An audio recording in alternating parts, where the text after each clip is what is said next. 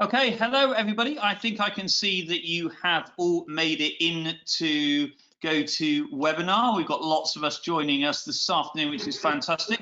Welcome to this webinar by members of the CAS Assessment Working Group with myself, John Chippendall, as your host. I'm the CAS National, apologies, I'm the CAS Outreach Manager for the Northwest, and this webinar is part of the CAS Virtual Showcase 2020, which is a 2-week window of webinars designed to support you, the CAS community. Now, today's session will be delivered by a variety of members of the CAS Assessment Working Group, including John Willard from the University of Southampton, Andrew Chimada from New University in Birmingham, Richard Millward from Trinity College, and Jane Waite from Queen Mary University of London. And they are each going to start off a range of topics and introduce questions which we can use to have a discussion about a range of assessment topics, areas of assessment around computing. And these discussions are going to continue over the next 2 weeks, and all of the people presenting today will share with you the opportunities to take part in these discussions over the next 2 weeks. And then there will be a plenary session on Thursday, the 2nd of July at 2 p.m. where we'll be pulling out themes from these discussions and wrapping them up. Now, just a few housekeeping points before I pass over to John Willard to start this afternoon's session. All of the attendees joining us, you're in listen-only mode, and any questions that you might have, please do pop those in the questions box. But as we're quite tight on time this afternoon to introduce all the points for discussion, what I might do is with those questions, save them up and make sure I pass them to the relevant speakers who are running sessions throughout the next couple of weeks, and they can be picked up and discussed there. There's also a copy of the presentation which we're going to work our way through, which you can download from the handouts section of the GoToWebinar control panel. And if you can't quite see that, there's an orange box with a white arrow in which can be used to expand or collapse it. And please do tweet your thoughts and comments on all the sessions as part of the CAS Virtual Showcase using the hashtag CAS Virtual 20. Okay, so I'm going to hand over to John Willard to start this afternoon's session. So over to you, John. Hi, good afternoon. I'm lucky enough to be the chair of the CAS Assessment Working Group. Have been for a few years now. I was the second chair. It's a group that was appointed by CAS Board to inform the board about what's going on in the classrooms, because many of the people, and you'll see round the table today, many of the people who are shall we say influential or trying to move forward the agenda of computing in schools are actually not classroom teachers. And the whole point about the CAS Assessment Working Group is that we are a place where we can listen to the teacher's voice and make sure that messages get through to those people who are perhaps more influential in the decision making around the place. So we've got an intention. The purpose of CAS Assessment Working Group is to provide clear statements of informed opinion, and that's one of the things we're going to hopefully do this next over the 2 weeks about 3 particular topics. Okay, how do we do it? Well, actually, we sit around and talk. We get teachers and other people together and sit around and talk. And under normal circumstances, this sitting around talking would be in a location, face to face, around a table, spending the day hammering out the issues.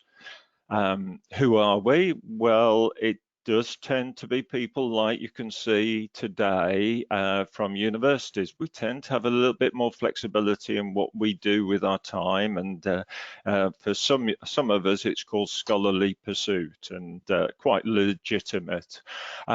the awarding organisations are always well represented, and we make sure that we welcome them along to to inform the discussions. It also informs them about the sorts of issues that teachers are raising. And obviously we try to get as many teachers to the meetings as possible. So where do they take place? The last series was in the East Midlands. We went to Rolls-Royce in Derby. We went to early years centre in a village not far from Derby for a whole day. And the locations actually influence some of the discussions, etc. And when? Well, we try, as I mentioned, whole day events, because whole day events gives us time to tease out all of the issues. And what do we produce? We produce quite a lot of reports, and if you go onto the CAS community website and type in CAS assessment or assessment working group, assessment WG, you'll find our reports, and we create a fair number of variety of things, but the outcome, that what do we do, actually is bigger than that. The influence we have. There are people around who talk directly to people like Nick Gibbs, people like Ofsted directly, or talking to Ofqual. Those people need information, and the CAS Assessment Working Group does that. And so we are influential. You can then be influential by influencing the sorts of things we write about in our reports. Okay, so this fortnight, there were 3 topics that emerged. CAS board about 6 months ago actually came up. There were 6 topics that were thought to be important, but obviously time and resources, etc. But the 3 that emerged as being the most important at this very point in time was transition, the whole issue of moving pupils from year 6 into the key stage 3, and particular issues around this time.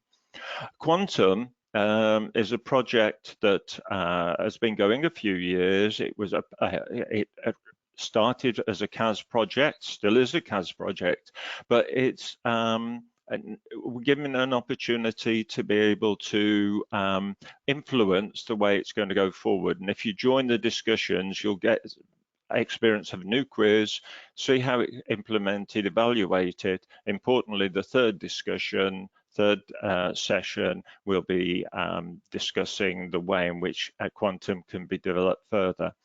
Emergency remote teaching, again, it's of the current situation we're having to deal with, and looking at the formative assessment issues to do with that. So it's for me to hand over to my colleagues, and obviously the first one in the list is transition, which is Andrew, who's keen to start. Andrew. Thank you, John. Do you want to move the slide on, please? Thank you. As John said, my name's Andrew Chismeldear, work at Newman University, have taught both primary and secondary, and my interest is looking at transition. Traditionally, transition would have occurred physically at this time, with year 6, possibly year 5, going to their local secondary school and experiencing some form of computing lesson. At this time, we know the situation is completely different.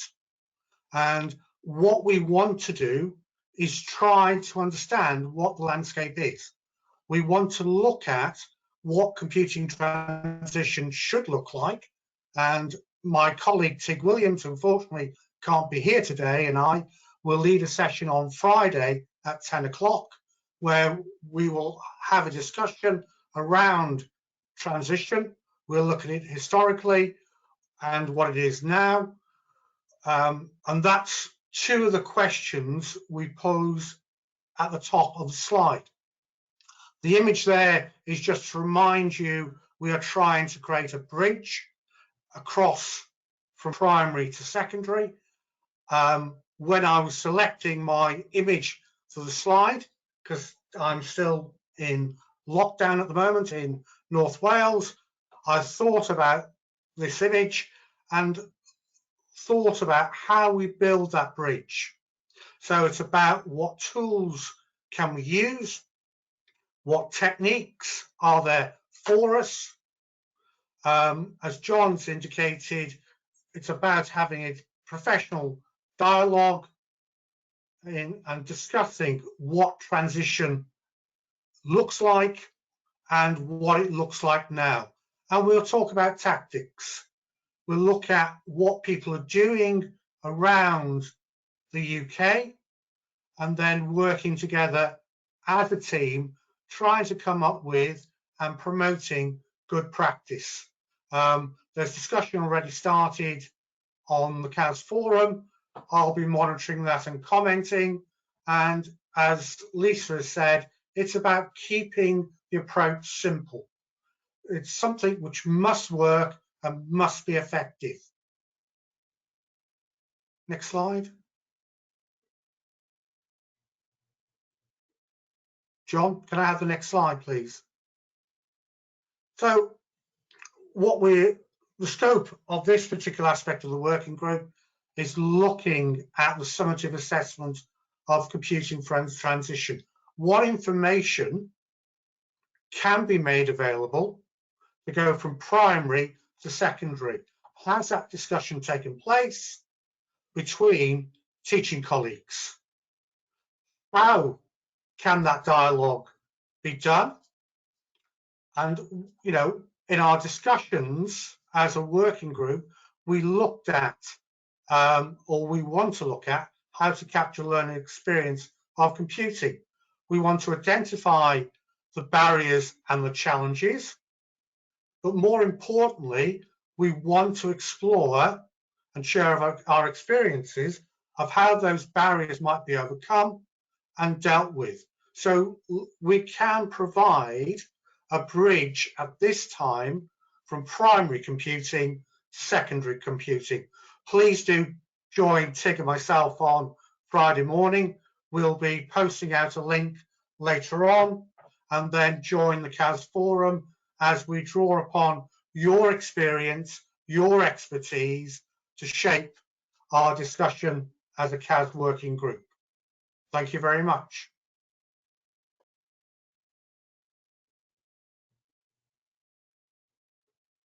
Okay, Hi, Richard. Are you there? Hi, yes. Do you want me to just go straight on? Is the slide showing on my computer? Yeah, I can see the slide that we should be looking at. Yeah, I think we're fine for Richard to pick up and carry on there. Okay. So, hi everybody, and welcome. I'm particularly interested in the quantum project, which John gave a quick view of. I'd like to spend the time that I've organised to explore and discuss pedagogy and content in relation to that project.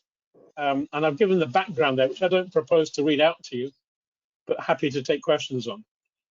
The exciting thing for me is that having come late to the party, I find the quantum project a really interesting opportunity, not just as a set of content filling in a function for teachers, but as an opportunity for teachers themselves to be involved and understand and make sense of the curriculum, their pedagogy, and in particular their own students' progress.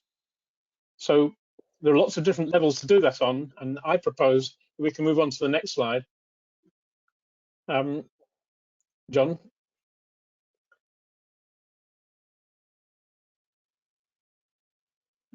I propose to give an introduction in the first session to what it's like in quantum. It has a very large number of questions and some idea of what they look like. If you go to the next slide, John.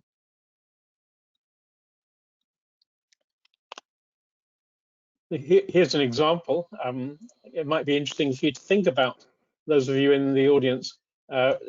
Maybe type into the chat your answer to this question.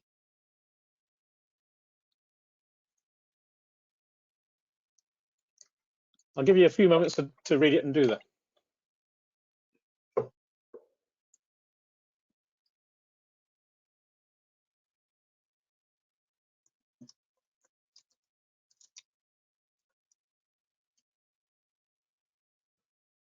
I've typed in my answer.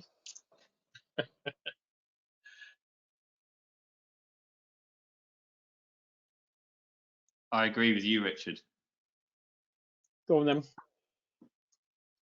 Type it in the chat. Make it look less lonely.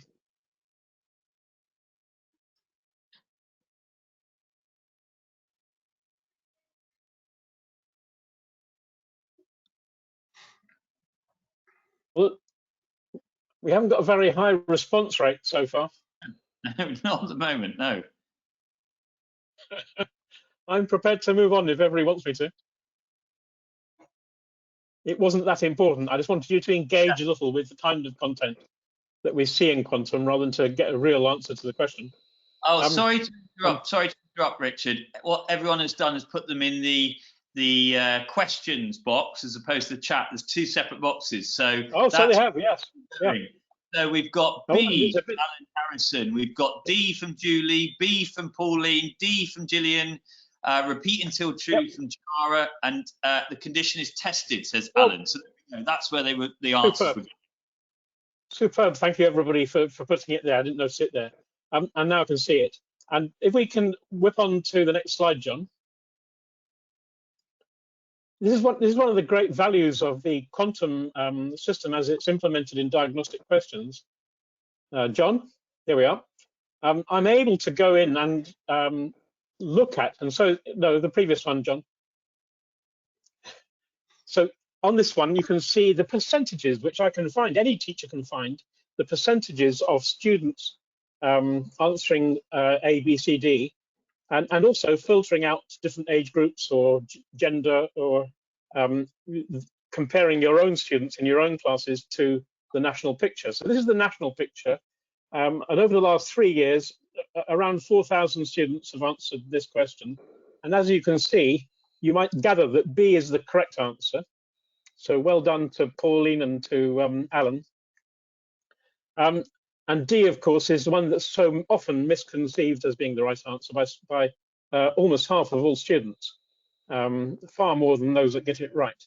So the insight that we can gather from that, notice, by the way, that it's a very sticky problem. It doesn't go away with increasing age. So that raises the question, is the multiple choice question designed well? Is there a problem about it? Or is it because actually there's a problem about people's understanding? John, you seem to have been jumping out at the slides, but yeah, you can go to that one. I don't think I should speak for too much longer.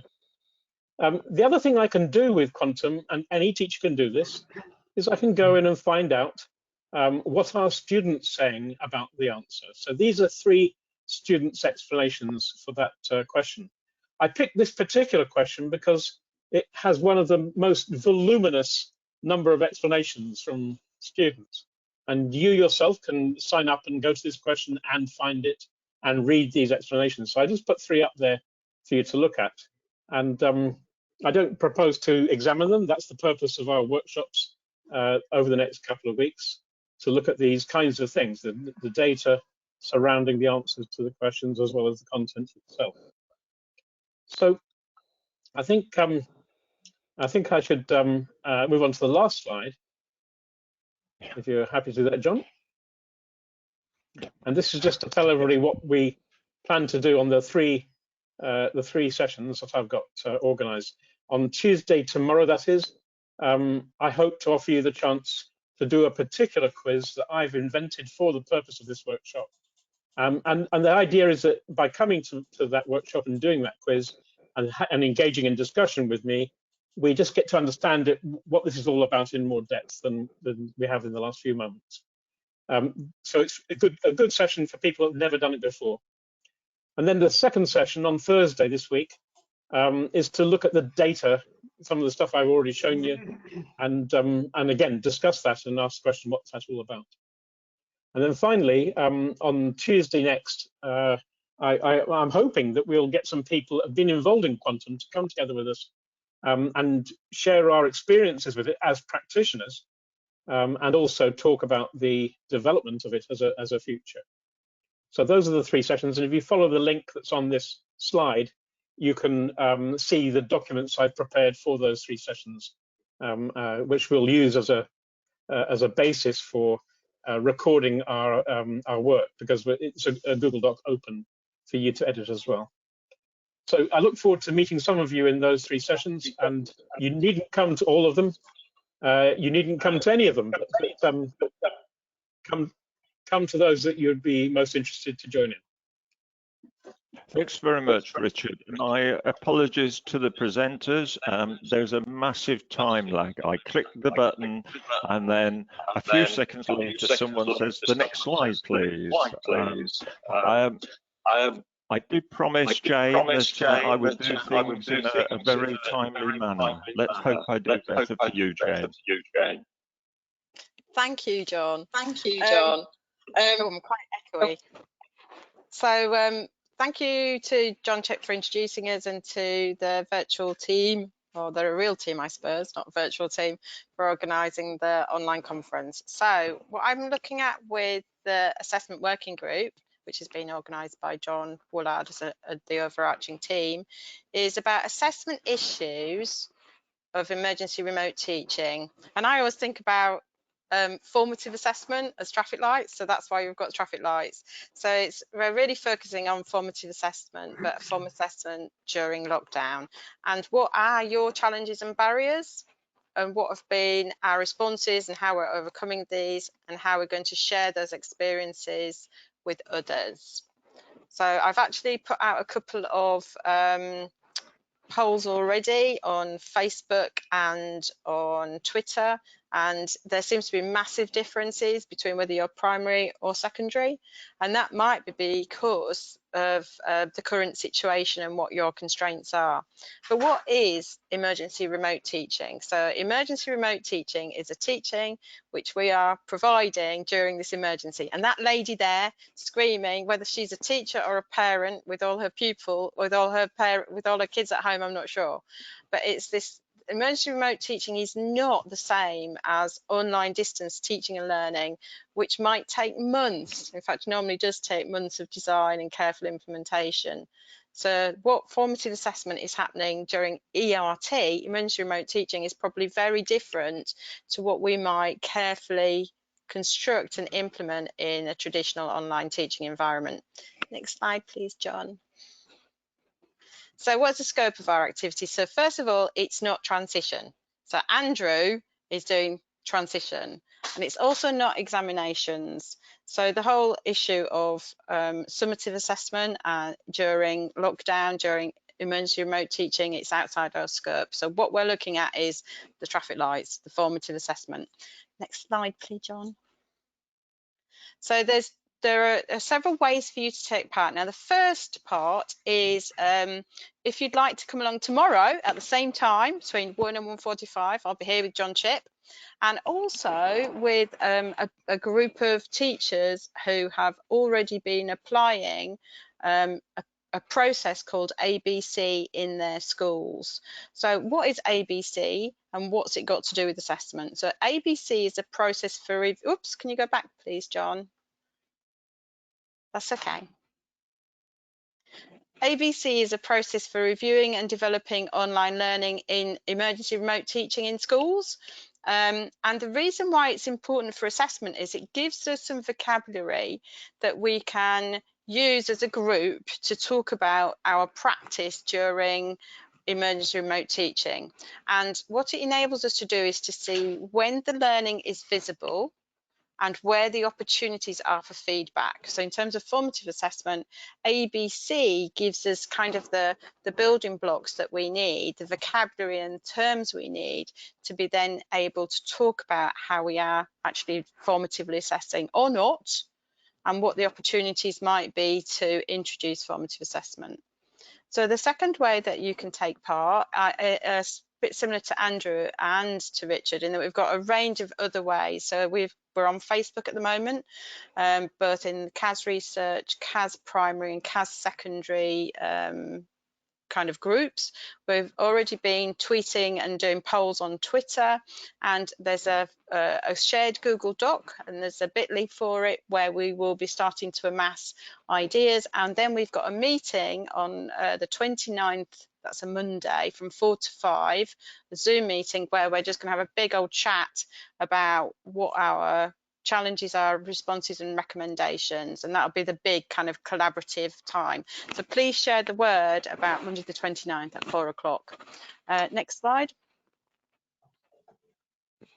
So we're going to actually have a go at contributing now. So this is very exciting for John, Chip and I. We've done a lot of work together online, but we've never done a poll together. Woohoo! So I would like, we've got around about, how many people are online, John, now? About 30. I don't know how many of you are primary, but can we prime the primaries? Yep. So primaries, John Chip is going to do a poll for you now. I have no idea what it will look like, but can we have a go? Oh, John Chip is, we're paused. Don't know why we're paused. The poll is open. The poll is now open, but it's in progress for attendees only, which means we cannot respond. But everyone that can see that, please can you respond, and I can see the number of people that have voted and the distribution. Then when we close it in another 15 seconds or so, we can share the results, Jane, as I understand it. Yeah, I think so. It's quite exciting. So we've got some of you. This is only primary because we're going to do a secondary one later. Yeah. So does it count to 60? I have actually got a little timer here, but I can see that the number of people that are contributing is finished now. So I'm going to close it and I'm going to share the results. There. Oh, there you go. So in primary, hardly anyone is doing anything. This is really quite amusing. Well, not amusing. It's sad, I suppose. I created this same poll on Facebook, and I didn't put none. Somebody added none, and over 100 people put none. So we're hardly doing any. We're doing a bit, same as normal, more than normal. And someone actually added a 0. So in primary, it looks like there is no formative assessment going on. Let's see if it's different in secondary. John, can you? Oh, it's exciting, isn't it? Let's launch this poll. Okay, so secondary colleagues, the poll is now live for you, and I can see them coming in. Interesting. Oh. Let's give it 5 more seconds or so. That's a primary 5 seconds, which can actually be as long as you want. It can include singing and dancing and all sorts of things. Yeah, I'm just going to wait a little bit longer for you to clean the classroom. No, that's it. So I'm going to close the poll now, and here are the results. Ooh. So, and this is definitely a very similar pattern. In fact, this is slightly different to some of the Facebook groups. On some of the Facebook groups, I've seen about 30 to 40% who are doing same as normal. I even had someone who said they were doing more than normal. But nobody is, very few people are saying none. So it's a very different pattern across the two groups. And we're going to try a third poll, which is why? What is it that are barriers? Now, we're very restricted, aren't we, John, by the polls in? Yeah, we can have 5 different options. So answer, and this is a one obviously where you can tick as many that apply. But option number 5, in fact, that's a wasted one really, because I've put other. Please type in the chat window, whereas we could have just said to you, please type any others in the chat. But send those in via the question box, actually, because someone pointed out that you can't type into the chat as attendees, but you can communicate through the question window. So here we go. Here's the poll. And then any others pop into the questions box. So it's what are the barriers to formative assessment in lockdown? And you can choose more than one. Yeah. And obviously as well, you can add other things in. And that's what I'm interested in, is what is it that is causing the barrier to formative assessment? Is it more than this? How are some secondary overcoming it? What have they got that we haven't got in primary? Pupils, maybe. Yeah. So Okay. really, I need to cut this poll, you know, in 2 bits as to see what's the difference between primary and secondary, but we can work out how to do that. Okay, so just giving it, there's still more people contributing, so just give it a few more moments. Pretty much everyone's contributed to this one, which is great. Yeah, and thank you for doing that, because it's really difficult. It's really tricky to get interaction with the webinars. So thank you for contributing. Okay, so I'm going to close that poll there and share the results with you. See. So there you go. So 67% of pupils are just not taking part. I don't have a way to do feedback, which is interesting, 27%. And actually, I was expecting the feedback takes too long to be higher. But John, what is in the questions? What other ideas have we got? Yeah, so things like students do not have access to the technology at home to engage properly. Curriculum time on the remote learning timetable is very limited, using lots of quizzes. We have set up ED. Yeah, ED, that's a question. Yeah, quantum. And each term has a new topic, so we are running the principles of programming for year 7. Not all are contributing, however. And then the final one that's come through is lack of engagement. So in an FE college, some students have remained very engaged, so I'm giving feedback on the projects, but others just not engaging at all. So basically, I want to do more of this. I want to find out more about how we're responding, what the barriers are, how we might overcome them, and then we can write up a report and we can feed that kind of up the line in terms of, realistically, can we even do formative assessment in lockdown? And if lockdown is going to persist right the way through into, you know, next term even, for some children, then what does that mean for them in terms of formative assessment? So that's me finished, and it's a few minutes for final questions. So now is your chance to put some questions in the question box. Yeah, so if anybody's got any questions that they want to put to any of the speakers this afternoon, please pop them into the chat, the question box, or you might be thinking that it's something that you're going to save and take part in one of the sessions that have been mentioned this afternoon. So I'll just give it a moment to see if we have any questions come through. And as we do, while people are writing questions, John, can we just remind the sessions that are going on? Have you distributed the slides as PowerPoint to everyone? Yes, so the slides can be downloaded by everyone. From the handouts section, it's been turned into a PDF and it's sat there in the handouts section of the GoToWebinar control panel. So everyone can download those. I've also popped the links into the chat to everyone as we've been going, so people can get those. We do also have a question from Julie. Will the recordings? Yeah, all of these are being recorded, and in the near future, they're going to be available via the CAS website. Yeah, so all of the sessions will.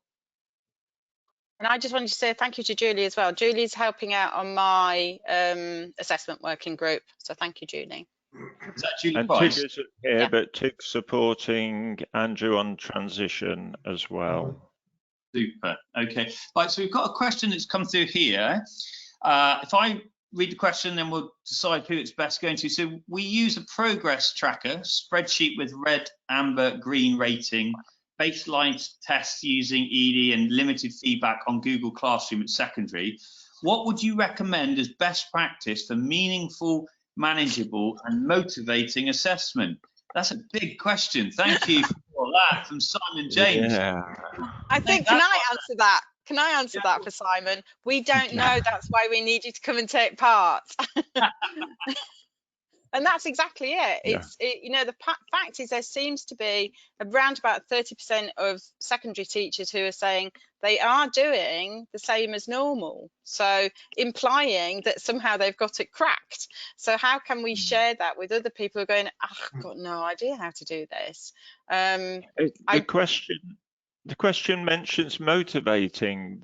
We do have an issue that what is motivating for one group of pupils isn't necessarily motivating for another, or one individual motivating for another individual. So we have to be sensitive to that. There's not sort of global or blanket solutions for this sort of thing.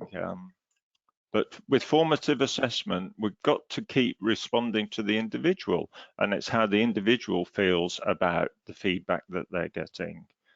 A good question. So please come along on Tuesday and Monday, Simon. And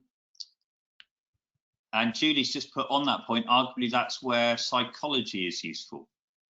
Yeah, so Julie's she's doing a PhD looking at the psychology of kind of this kind of topic. So she's a great person to have in our working group. Yeah, okay.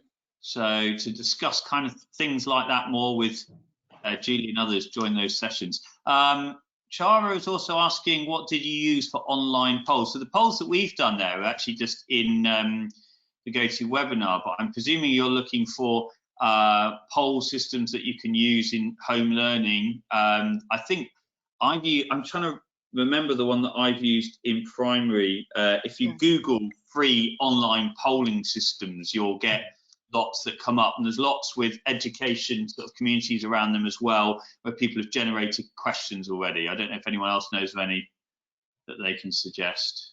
The problem again is that often you get general information about who's, you know, about the general numbers, but there's no way for you to give formative assessment. You can't give feedback directly, whereas something like quantum, then you can, as long as the kids are logged in, I assume, then at least you can see what they think and theoretically give them feedback then. Good question. Generally speaking, classroom response systems are the ones that we need, because you can, as a teacher, set them up and see the individual's response as well as the groups of pupils' responses.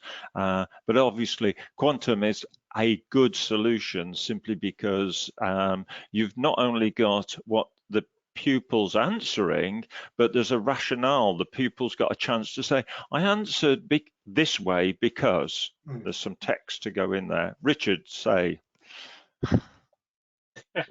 Well, I'm itching to say that I've spoke earlier about content, not probably enough about practice, but that will come in the workshops that we'll run. And there's no doubt that technology gives us help in this respect. I'm not saying it answers every question, it doesn't. I wanted to answer Jane's thing earlier by saying, how do we replace the smiles and the encouragement and the kind of personal touch that you get from face-to-face contact? And even in this visual and audio contact, we can't quite convey our sense of support to a child, perhaps in the same way as we could in a classroom. But to go back to my point, the technology nevertheless can give a chance to students to get feedback and to, as you say, engage in what I call assessment for learning, in the sense that they construct their explanations, not simply answer questions. So the assessment performs a powerful expressive opportunity, and then later a chance to reflect on their answer in conjunction with an expert's answer through review of a quiz, which is something that the quantum stuff in ED and diagnostic questions does. So there's quite a lot of nuance to all this, and I hope that we'll have time in our proper sessions to get into the detail, share our experience of it, and identify where it's letting us down, not just trying to promote it. Yeah, super. Thank you for that, Richard. And I think on that point, I'm going to bring things to a close, if that's okay with everyone. Just checking that we have responded to all the questions, which I think we have, and say, hello, and say to pick up the conversation, please do join the sessions. Thank you to Jane, John, Andrew, and Richard. It's just taking a delivery, I think, there of something, for sharing your enthusiasm and expertise for assessment and computing today. I've learned something, because I genuinely got that question from the flowchart wrong, so now I know a little bit more about conditional loops. John, before we go, though, just at the July the 2nd at 2 o'clock, there'll be a great coming together of all the ideas that have been discussed, and the four of us, well, six of us will be working hard so that we can concisely present those issues back, reflect them back to the community. That's a week on Thursday. And looking forward to seeing all the discussions that happen between now and then. So thanks everyone. To all the attendees, there will be a short evaluation form that's going to pop up as I finish things now. Please do fill it in. Yeah, I will see you in some of the other sessions over the next couple of weeks. All right, cheerio everyone. Bye. Thank you very much. Bye. Bye. Bye. Bye.